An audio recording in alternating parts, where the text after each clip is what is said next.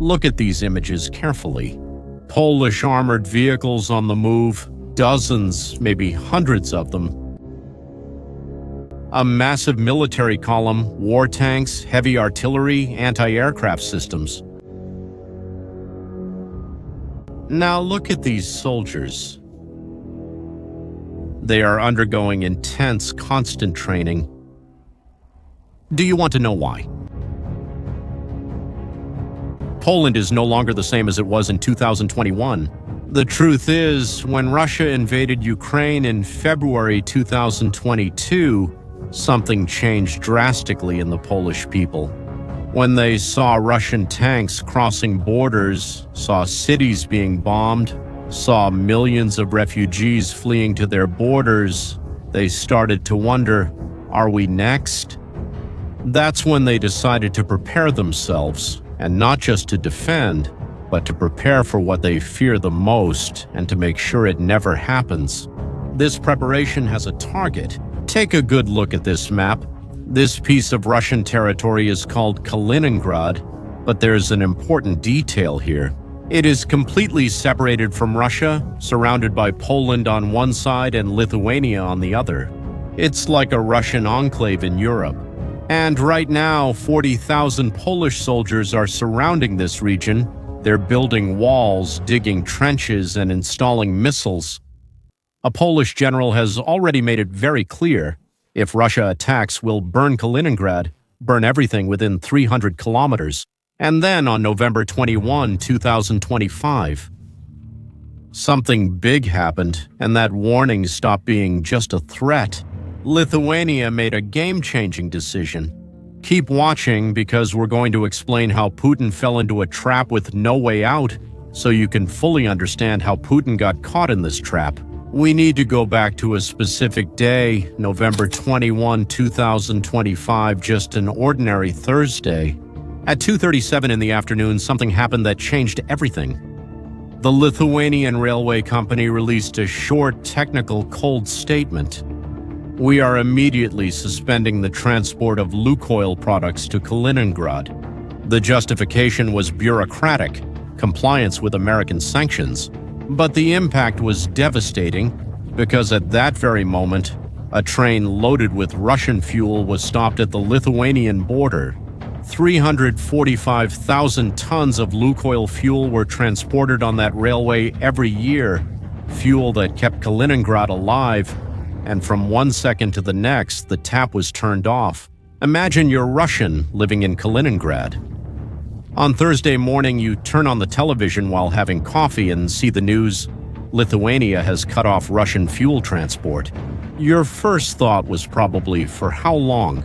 But then you read the full statement and realized there's no deadline, no negotiation, it was cut off. Period. And you run to the window, look out at the street, and I, a tiny dot, am freezing. Storyboard, men secure forms, vehicles, cars, trucks, motorcycles, everyone hurrying to fill up before supplies run out.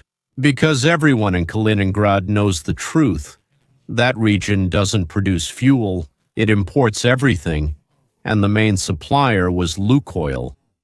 Think of thousands and thousands of tanker trucks lined up. That's what 345,000 tons represent. Fuel for people to go to work, for hospitals.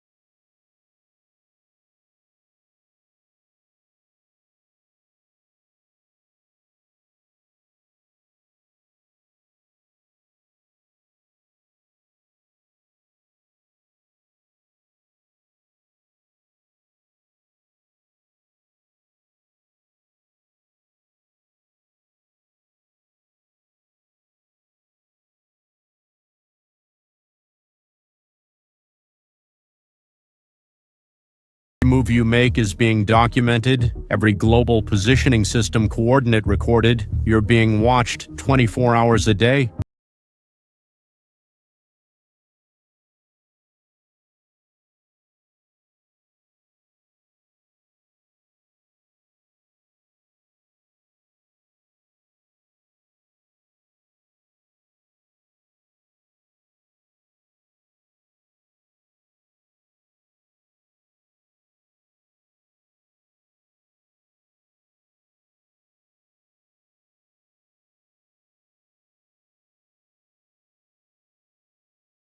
Like the global positioning system on your phone, but for vessels, and it's used to prevent collisions.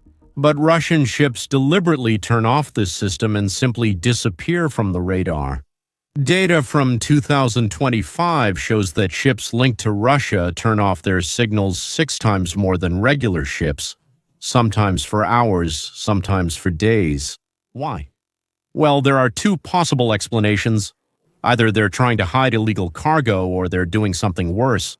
Some experts believe that these ships are mapping the seafloor, specifically the internet cables that connect all of Europe. These cables are on the ocean floor, and if you cut those cables, half of Europe's internet goes down. An incident confirmed these suspicions. In December 2024, a Russian ship called Eagle S was caught doing something strange.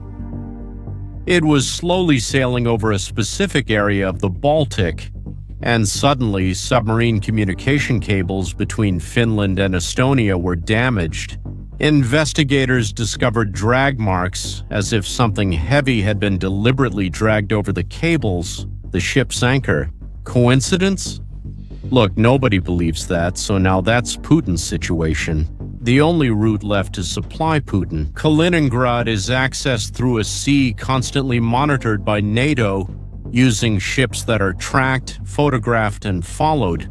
In peacetime, this is already a logistical nightmare. In wartime, it would be suicide. These ships would be easy targets. But the maritime blockade is just the first ring of the trap. The second ring is being physically built, meter by meter, at the border. Poland is not just threatening, it's taking action. The project is called the Eastern Shield, and it's the largest military undertaking in Europe since the Cold War. The Polish government is investing $2.5 billion in this. And what are they building? Imagine a defensive line that stretches for more than 400 kilometers from north to south, covering the entire border with Kaliningrad and Belarus. It's not just a simple fence, it's a multi-layered defense system designed for one thing: to stop an army. The first layer consists of physical barriers, anti-tank ditches deep enough to stop any armored vehicle, giant concrete blocks called dragon's teeth that destroy tank tracks, and minefields that explode at the slightest touch. The second layer is total surveillance: towers with thermal cameras that can see in the dark, seismic sensors that detect movement in the ground, and drones flying 24 hours a day, 7 days a week. And the third layer is deadly: artillery positions hidden behind concrete bunkers, missile launch platforms camouflaged in the vegetation, machine gun nests with a perfect firing angle. Satellite images from November 2024 show this construction happening in real time. Giant excavators digging the ground, trucks dumping tons of concrete, cranes assembling metal structures. A modern fortress is rising in Moscow's face, made of more than just concrete and wire. Poland has stationed 40,000 soldiers on this border, 40,000 men armed to the teeth, and there's more. This is where things get really scary.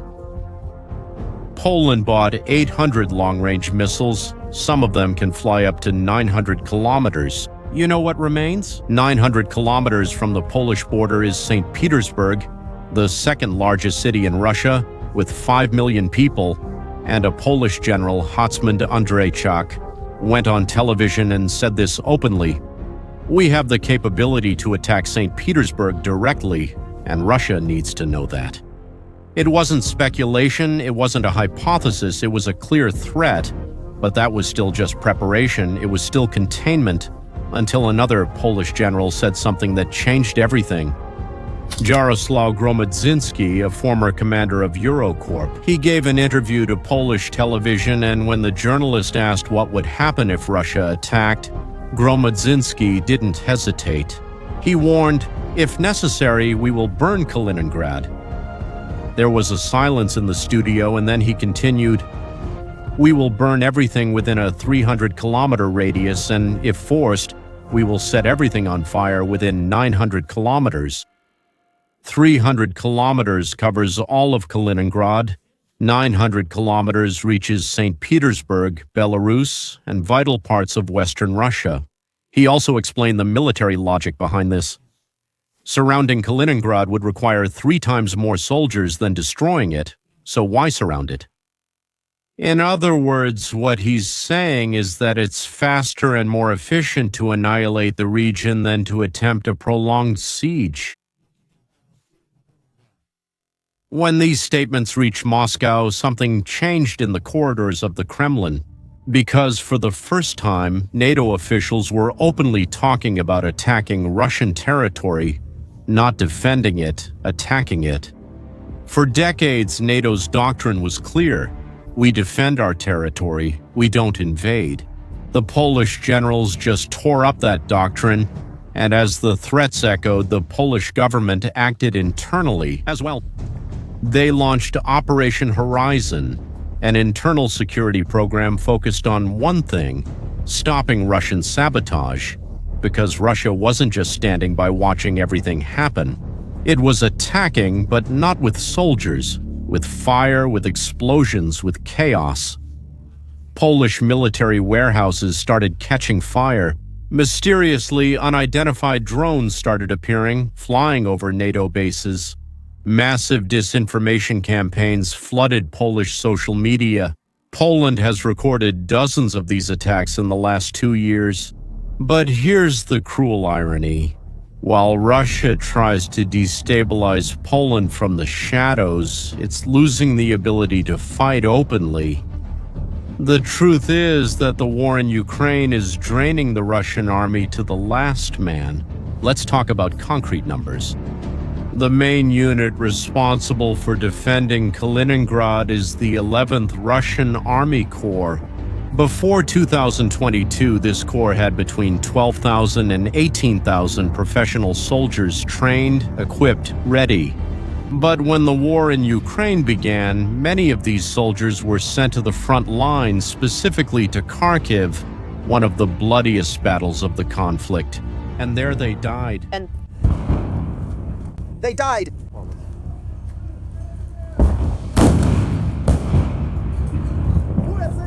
And they died.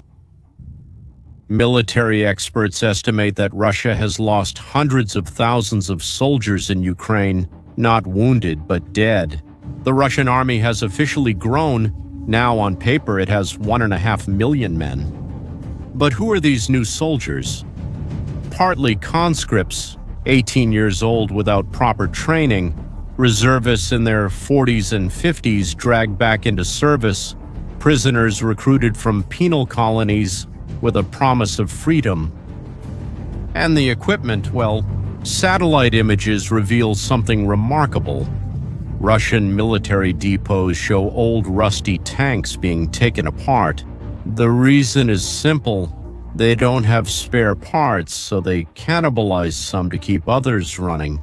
And that means one thing. For Kaliningrad, the 20 to 30,000 Russian soldiers stationed there probably can't carry out offensive operations anymore. They can defend themselves for a while, shoot from inside bunkers, launch some missiles, but crossing that fortified Polish wall, attacking Poland, would be tactical suicide. And Putin knows that.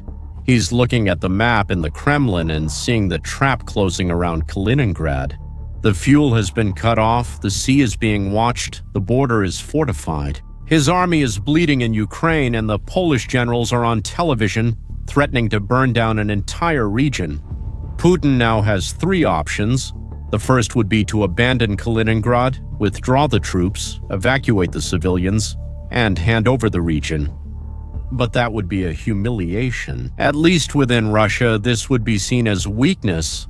Putin would probably not survive this politically. Option 2, attack Poland, try to break the siege by force, invade through the Suwalki corridor to reconnect Kaliningrad to Belarus. But this immediately triggers NATO's Article 5, the Collective Defense Clause. An attack country means all 32 countries at war: United States, United Kingdom, France, Germany, all against Russia. And as the Polish generals have already warned, this war would start with Kaliningrad being destroyed in minutes. Option 3, and worst of all, using nuclear weapons. Few people know, but Kaliningrad hosts Iskander missiles, which can carry atomic warheads. These missiles have a range of up to 500 kilometers. Warsaw is within range, Berlin too.